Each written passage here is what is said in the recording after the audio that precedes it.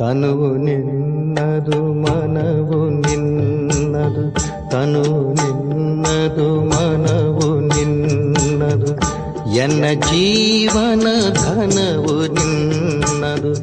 ನಾನು ನಿನ್ನವನೆಂಬ ಹೆಮ್ಮೆಯ ಋಣವು ಮಾತ್ರವೇ ನನ್ನದು.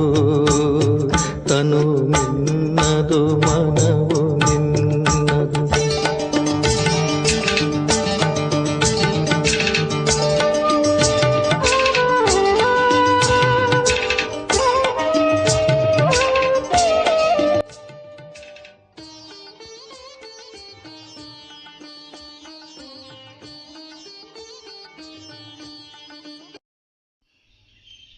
ಓಂ ಶಾಂತಿ.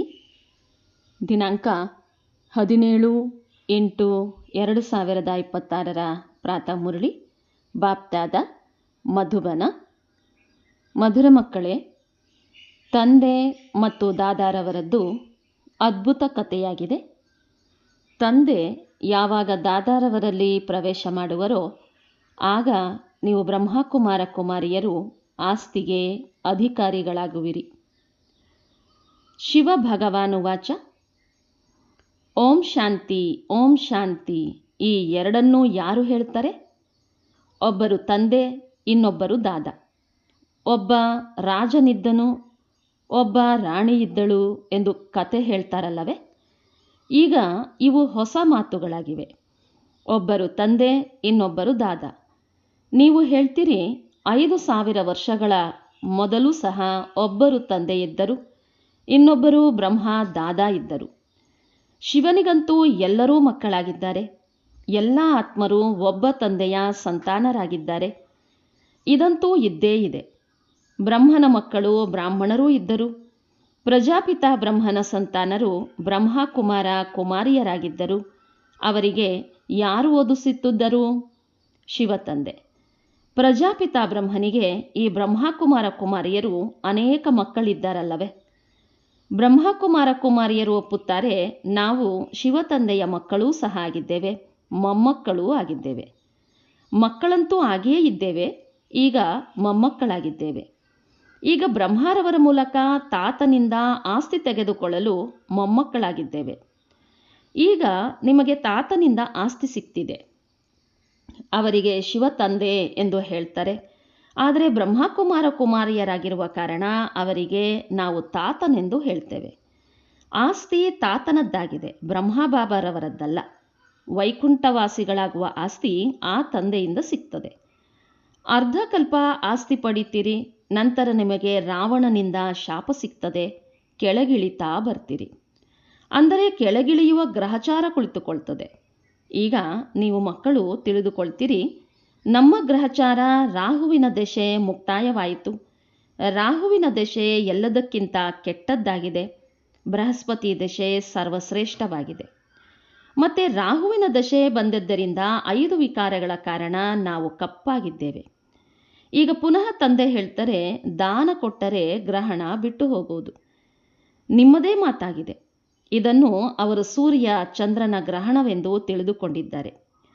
ಗ್ರಹಣ ಹಿಡಿದಾಗ ದಾನ ಕೊಡ್ತಾರೆ. ಇಲ್ಲಿ ತಂದೆ ನಿಮಗೆ ತಿಳಿಸ್ತಾರೆ, ಪಂಚವಿಕಾರಗಳ ದಾನ ಕೊಟ್ಟರೆ ಗ್ರಹಚಾರ ಕಳೆಯೋದು. ಈ ವಿಕಾರಗಳಿಂದಲೇ ನೀವು ಪಾಪಾತ್ಮರಾಗಿದ್ದೀರಿ. ಮುಖ್ಯವಾದದ್ದು ದೇಹಾಭಿಮಾನವಾಗಿದೆ. ಮೊದಲು ಇಷ್ಟು ಸತೋಪ್ರಧಾನರಾಗಿದ್ದೆವು, ನಂತರ ಸತೋ ರಜೋ ತಮೋ ಆದೆವು. 84 ಜನ್ಮಗಳನ್ನು ತೆಗೆದುಕೊಂಡಿದ್ದೇವೆ. ದೇವತೆಗಳೇ 84 ಜನ್ಮಗಳನ್ನು ತೆಗೆದುಕೊಳ್ತಾರೆಂಬುದು ಪಕ್ಕಾ ನಿಶ್ಚಯವಿದೆ. ಅಂದಮೇಲೆ ಮೊದಲು ಅವರೇ ತಂದೆಯೊಂದಿಗೆ ಮಿಲನ ಮಾಡಬೇಕು. ಆತ್ಮಗಳು ಪರಮಾತ್ಮನಿಂದ ಬಹುಕಾಲ ಅಗಲಿ ಹೋಗಿದ್ದರೆಂದು ಗಾಯನ ಮಾಡುತ್ತಾರೆ. ತಂದೆ ಹೇಳ್ತಾರೆ, ಮೊಟ್ಟ ಮೊದಲು ನಿಮ್ಮನ್ನು ಸತ್ಯಯುಗದಲ್ಲಿ ಕಳಿಸಿದ್ದೆನು, ನಂತರ ನೀವೇ ಬಂದು ಈಗ ಮಿಲನ ಮಾಡಿದ್ದೀರಿ. ಮೊದಲು ಕೇವಲ ಹಾಡುತ್ತಿದ್ದೀರಿ, ಅದರ ಅರ್ಥ ಈಗ ತಂದೆ ತಿಳಿಸ್ತಾರೆ. ಎಲ್ಲ ವೇದ ಶಾಸ್ತ್ರ ಜಪ ತಪ ಶ್ಲೋಕ ಏನೆಲ್ಲವೂ ಇದೆಯೋ ಎಲ್ಲದರ ಸಾರ ತಂದೆ ತಿಳಿಸ್ತಾರೆ. ಚಕ್ರ ಬಹಳ ಸಹಜವಾಗಿದೆ. ಈಗ ಕಲಿಯುಗ ಮತ್ತು ಸತ್ಯಯುಗದ ಸಂಗಮವಾಗಿದೆ. ಯುದ್ಧವೂ ಸಮ್ಮುಖದಲ್ಲಿದೆ. ಸತ್ಯಯುಗದ ಸ್ಥಾಪನೆ ಆಗ್ತದೆ ಎಂಬುದೂ ಸಹ ನಿಮಗೆ ನಿಶ್ಚಯವಿದೆ.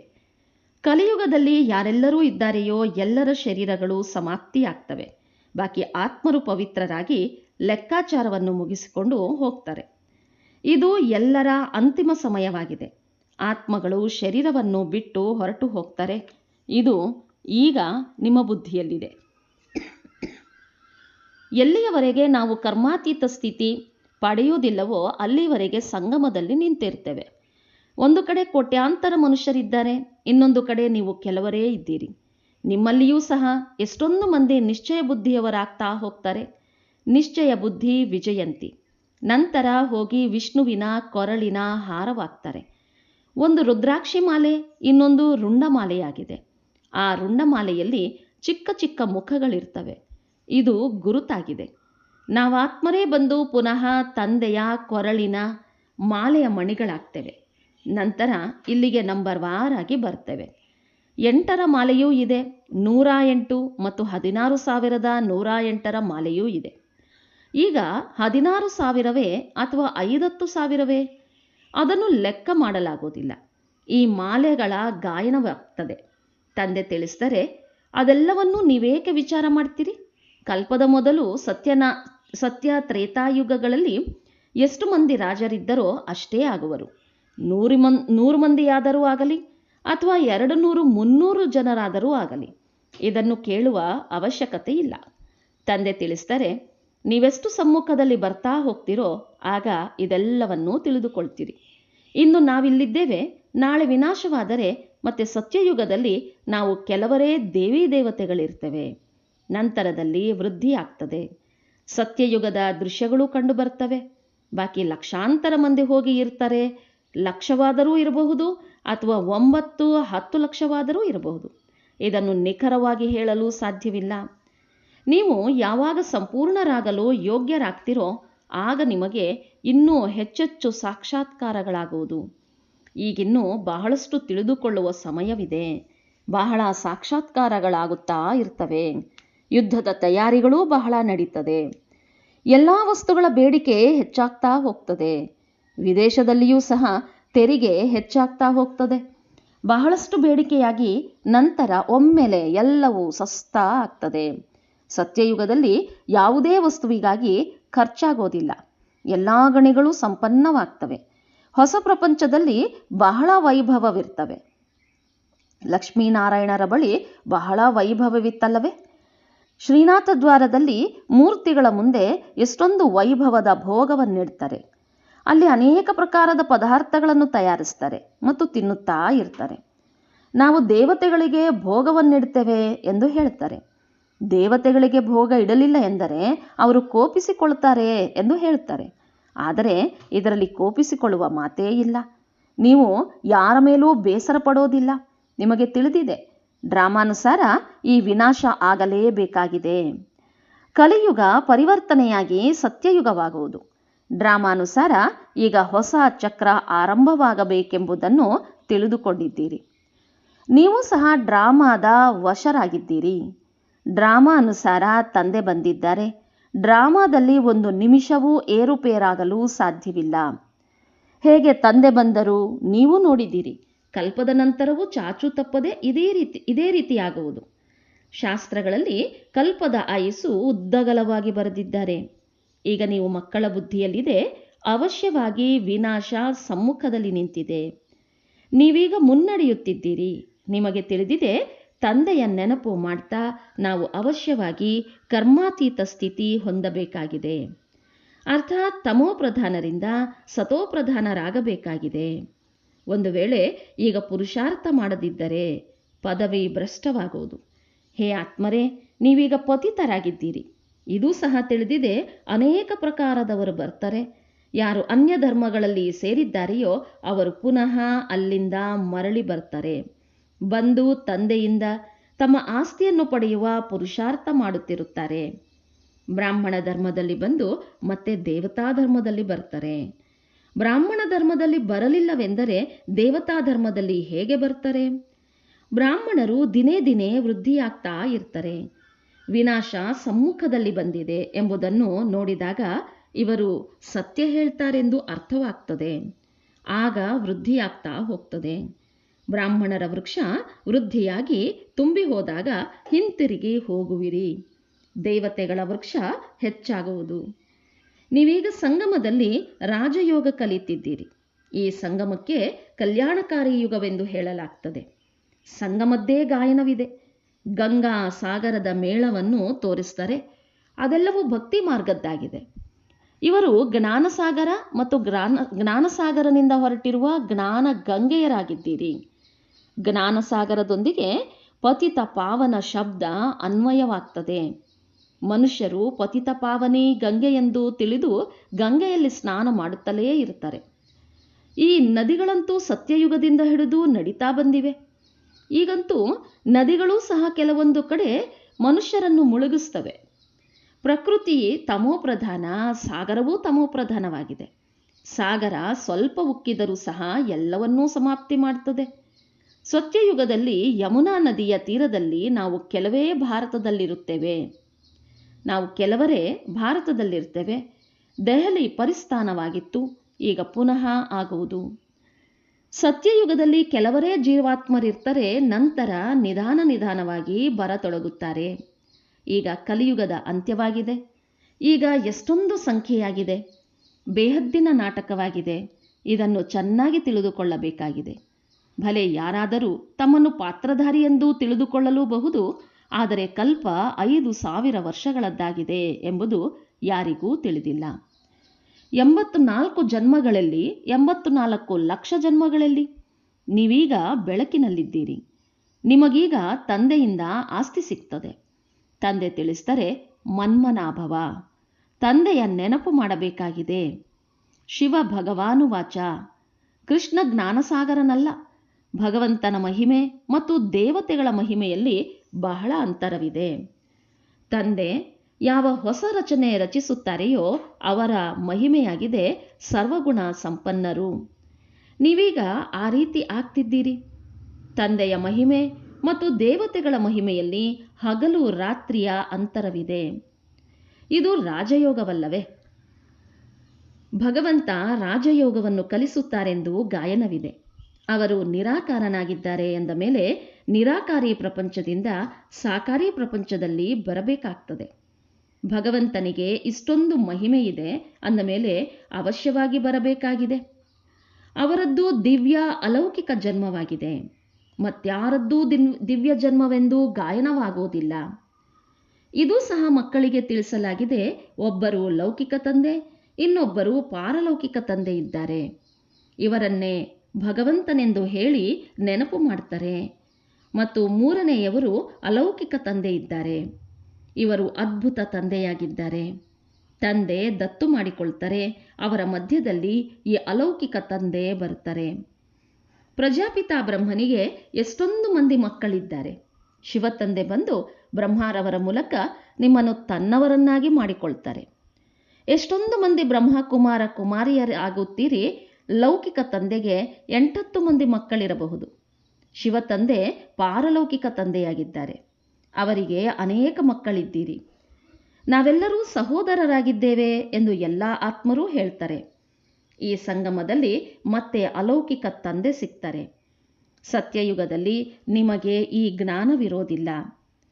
ಯಾವಾಗ ತಂದೆ ಬಂದು ಹೊಸ ಸೃಷ್ಟಿ ರಚಿಸುವರೋ ಆಗಲೇ ಪ್ರಜಾಪಿತ ಬ್ರಹ್ಮ ತಂದೆ ಸಿಗ್ತಾರೆ. ಅಂದ ಮೇಲೆ ಇದು ಅಲೌಕಿಕ ಜನ್ಮವಾಯಿತಲ್ಲವೇ? ಇದನ್ನು ಯಾರೂ ತಿಳಿದುಕೊಂಡಿಲ್ಲ.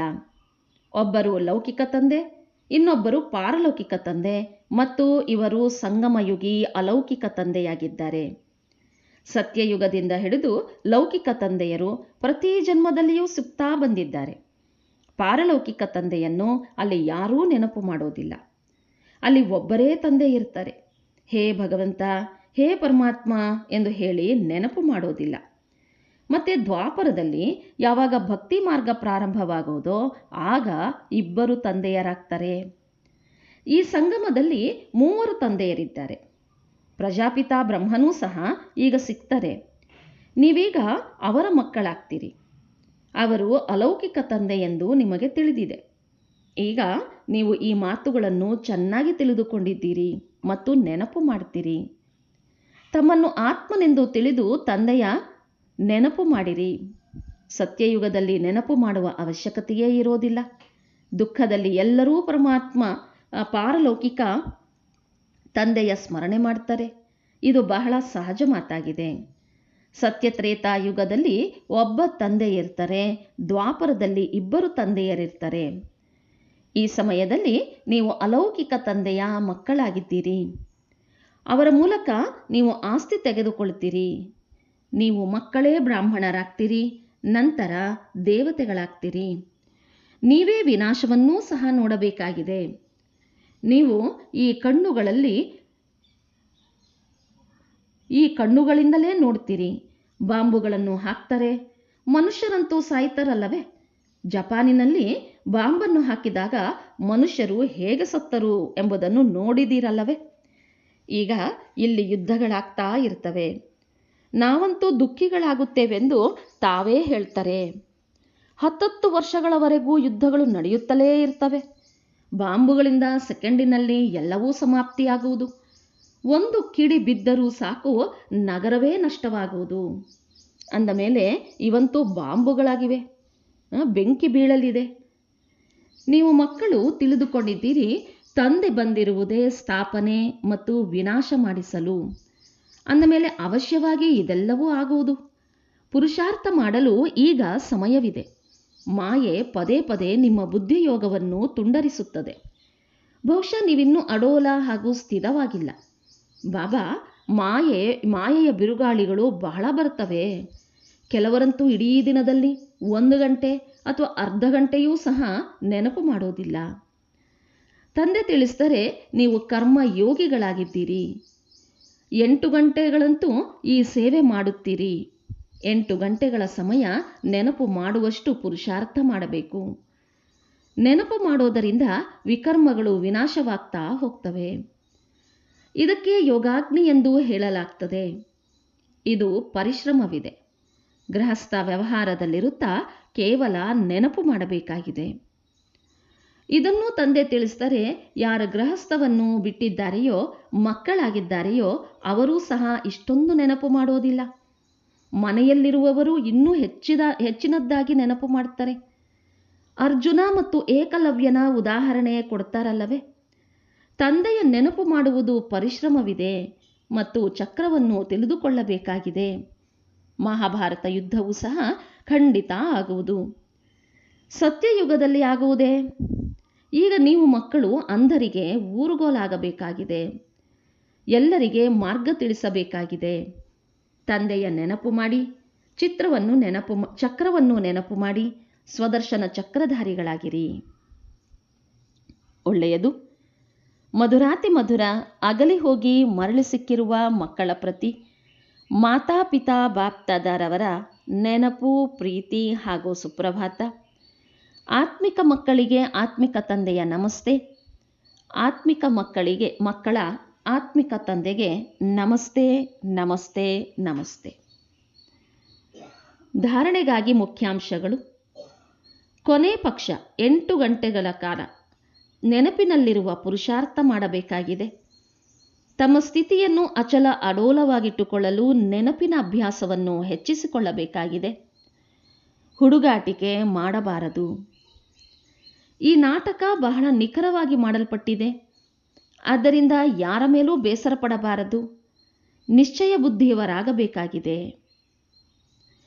ವರದಾನ: ಮುರಿಯುವುದು, ತಿರುಗಿಸುವುದು ಮತ್ತು ಜೋಡಿಸುವುದು. ಈ 3 ಶಬ್ದಗಳ ಸ್ಮೃತಿಯ ಮೂಲಕ ಸದಾ ವಿಜಯೀ ಭವ. ಸಂಪೂರ್ಣ ವಿದ್ಯೆಯ ಮತ್ತು ಶಿಕ್ಷಣದ ಸಾರ ಈ 3 ಶಬ್ದಗಳಲ್ಲಿದೆ. ಕರ್ಮ ಬಂಧನವನ್ನು ಮುರಿಯುವುದು, ತನ್ನ ಸಂಸ್ಕಾರ ಸ್ವಭಾವವನ್ನು ಪರಿವರ್ತಿಸುವುದು ಮತ್ತು ಒಬ್ಬ ತಂದೆಯೊಂದಿಗೆ ಸರ್ವ ಸಂಬಂಧವನ್ನು ಜೋಡಿಸುವುದು. ಇದೇ 3 ಶಬ್ದಗಳನ್ನು ಸಂಪೂರ್ಣ ವಿಜಯಿಗಳನ್ನಾಗಿ ಮಾಡ್ತವೆ. ಇದಕ್ಕಾಗಿ ಸ್ಮೃತಿಯಲ್ಲಿ ಸದಾ ಇದೇ ಇರಲಿ. ಈ ನಯನಗಳಿಂದ ಯಾವುದೆಲ್ಲ ವಿನಾಶಿ ವಸ್ತುಗಳನ್ನು ನೋಡ್ತೇವೆ ಅವೆಲ್ಲವೂ ವಿನಾಶವಾಗಿವೆ. ಅದನ್ನು ನೋಡುತ್ತಿದ್ದರೂ ತಮ್ಮ ಹೊಸ ಸಂಬಂಧ, ಹೊಸ ಸೃಷ್ಟಿಯನ್ನು ನೋಡ್ತಾ ಇರುತ್ತೀರೆಂದರೆ ಎಂದಿಗೂ ಸೋಲುಂಟಾಗಲು ಸಾಧ್ಯವಿಲ್ಲ. ಸುವಾಕ್ಯ: ಯೋಗಿಯ ಗುರುತಾಗಿದೆ ಸದಾ ಸ್ಪಷ್ಟ ಮತ್ತು ಶುದ್ಧವಾಗಿರುವುದು. ಅವ್ಯಕ್ತ ಸೂಚನೆ: ಅಪವಿತ್ರತೆಯ ಬೀಜವನ್ನು ಸಮಾಪ್ತಿ ಮಾಡಿ ಸಂಪೂರ್ಣ ಸ್ವಚ್ಛವಾಗಿರಿ. ಒಂದು ವೇಳೆ ಬ್ರಾಹ್ಮಣ ಜೀವನದಲ್ಲಿ ಸಂಕಲ್ಪದಲ್ಲಿಯೂ ಅಪವಿತ್ರತೆ ಅಥವಾ ಅಮರ್ಯಾದೆ ಬರುತ್ತದೆ ಎಂದರೆ ಸಿಂಹಾಸನದ ಅಧಿಕಾರಿಯ ಬದಲಾಗಿ ಇಳಿಯುವ ಕಲೆಯಲ್ಲಿ ಅರ್ಥಾತ್ ಕೆಳಗೆ ಬಂದು ಬಿಡುವಿರಿ. ಯಾವುದೇ ವಿಕರ್ಮ ಆಗಿಲ್ಲ, ಆದರೆ ವ್ಯರ್ಥ ಕರ್ಮ ಆಗ್ತದೆ. ಆಗ ಪಶ್ಚಾತ್ತಾಪ ಬದಲಾಗಿ ಅನುಭವದ ಸ್ಟೇಜ್ ಆಗುವುದು. ಅನುಭವ ಆಗುವುದು ಇದು ತಪ್ಪಾಗಿದೆ, ಈ ರೀತಿ ಆಗಬಾರದು. ಆ ಮಾತುಗಳು ಮುಳ್ಳಿನಂತೆ ಚುಚ್ಚುತ್ತಾ ಇರ್ತವೆ. ಹಾಗಾಗಿ ವ್ಯರ್ಥದಿಂದ ಮುಕ್ತರಾಗಿರಿ. ಇಂದಿನ ಮುರಳಿಯ ಪ್ರಶ್ನೋತ್ತರ: ನಿಶ್ಚಿತ ಡ್ರಾಮಾವನ್ನು ಅರಿತುಕೊಂಡಿದ್ದರೂ ಸಹ ನೀವು ಮಕ್ಕಳು ಯಾವ ಲಕ್ಷ್ಯವನ್ನು ಅವಶ್ಯವಾಗಿಟ್ಟುಕೊಳ್ಳಬೇಕು? ಪುರುಷಾರ್ಥ ಮಾಡಿ ಗ್ಯಾಲಪ್ ಮಾಡುವ ಅರ್ಥಾತ್ ವಿನಾಶಕ್ಕೆ ಮೊದಲೇ ತಂದೆಯ ನೆನಪಿನಲ್ಲಿದ್ದು ಕರ್ಮಾತೀತರಾಗುವ ಲಕ್ಷ್ಯವನ್ನು ಅವಶ್ಯವಾಗಿ ಇಟ್ಟುಕೊಳ್ಳಬೇಕಾಗಿದೆ. ಕರ್ಮಾತೀತ ಅರ್ಥಾತ್ ತಮೋಪ್ರಧಾನರಿಂದ ಸತೋಪ್ರಧಾನರಾಗುವುದು. ಪುರುಷಾರ್ಥಕ್ಕೆ ಇದು ಇನ್ನು ಸ್ವಲ್ಪವೇ ಸಮಯವಿದೆ. ಆದ್ದರಿಂದ ವಿನಾಶಕ್ಕೆ ಮೊದಲೇ ತಮ್ಮ ಸ್ಥಿತಿಯನ್ನು ಅಚಲ ಅಡೋಲವನ್ನಾಗಿ ಮಾಡಿಕೊಳ್ಳಬೇಕಾಗಿದೆ. ಒಳ್ಳೆಯದು. ಓಂ ಶಾಂತಿ.